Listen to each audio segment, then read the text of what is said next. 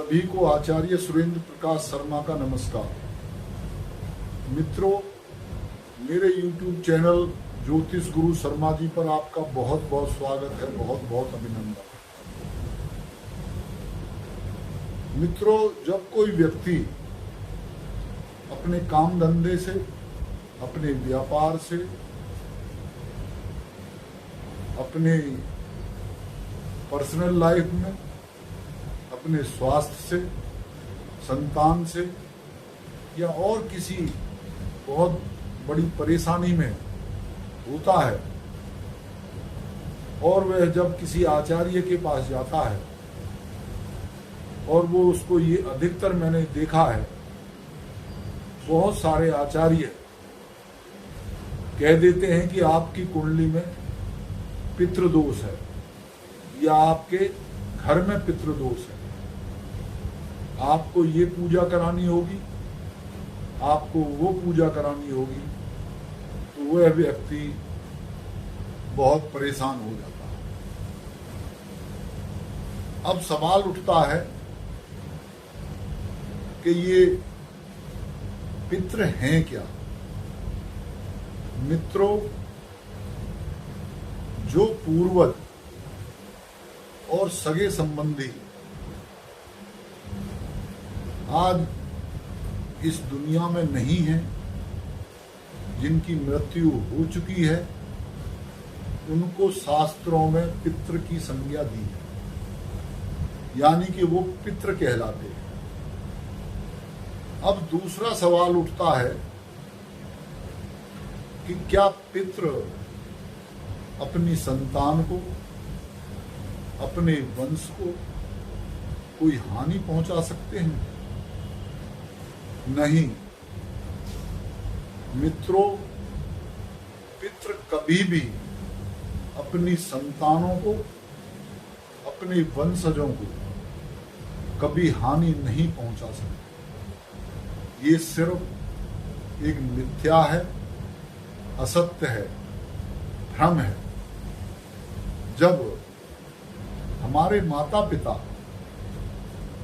और दादा दादी,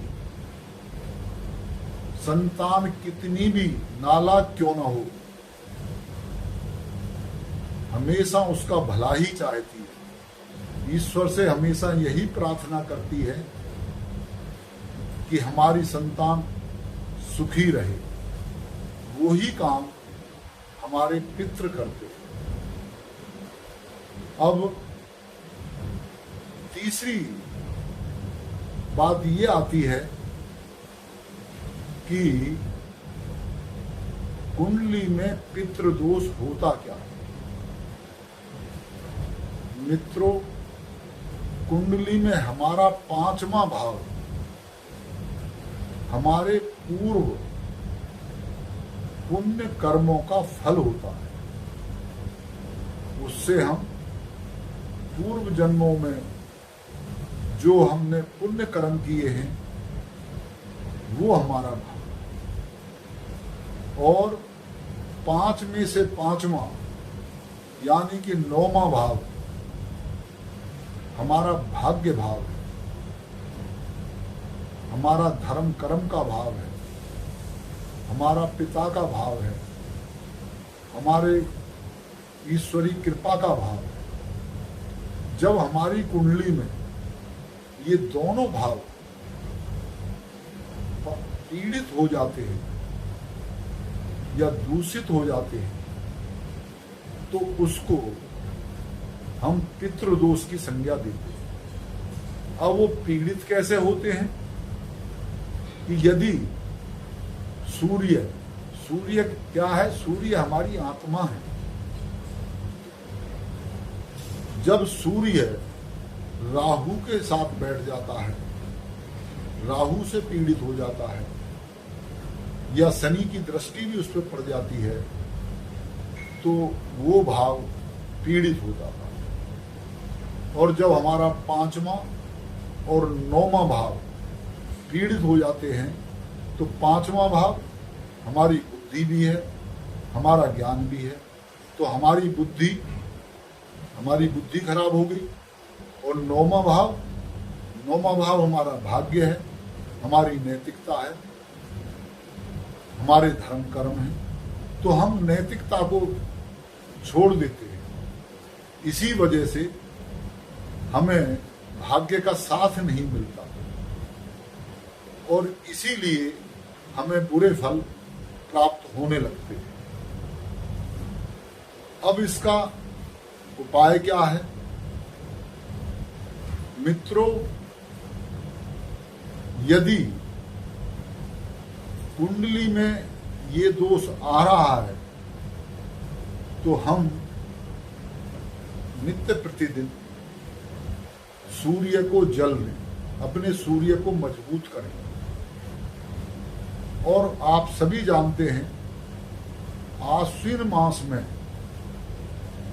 हमारा पितृपक्ष होता है, जो भाद्रपद मास की पूर्णिमा से लेकर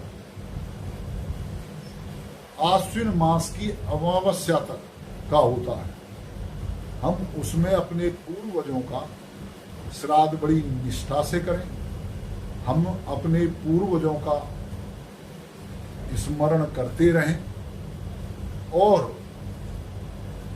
जो अमावस्या का दिन होता है हर महीने, वह पितरों का दिन होता है।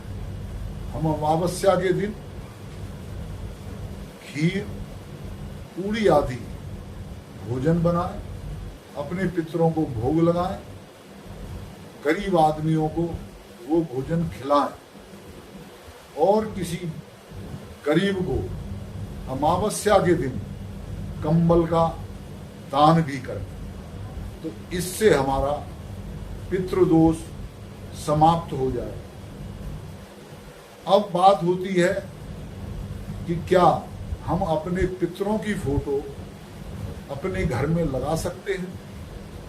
मित्रों, हम अपने घर के पूजा घर में अपने पितरों की फोटो हमें नहीं लगानी चाहिए। हम अपने पितरों की फोटो अपने घर की दक्षिण दिशा की जो दीवार है उस पर अपने पितरों की फोटो लगा सकते हैं। ध्यान रहे, जहां हम फोटो लगा रहे हैं दीवार पर, उस दीवार के पीछे बाथरूम नहीं होना चाहिए और हमें अपने पितरों का ध्यान करते हुए समय समय पर अमावस्या के दिन दान पुण्य जरूर करते रहना चाहिए, जिससे कि पितरों का आशीर्वाद हमें निरंतर मिलता रहे। जय श्री राम।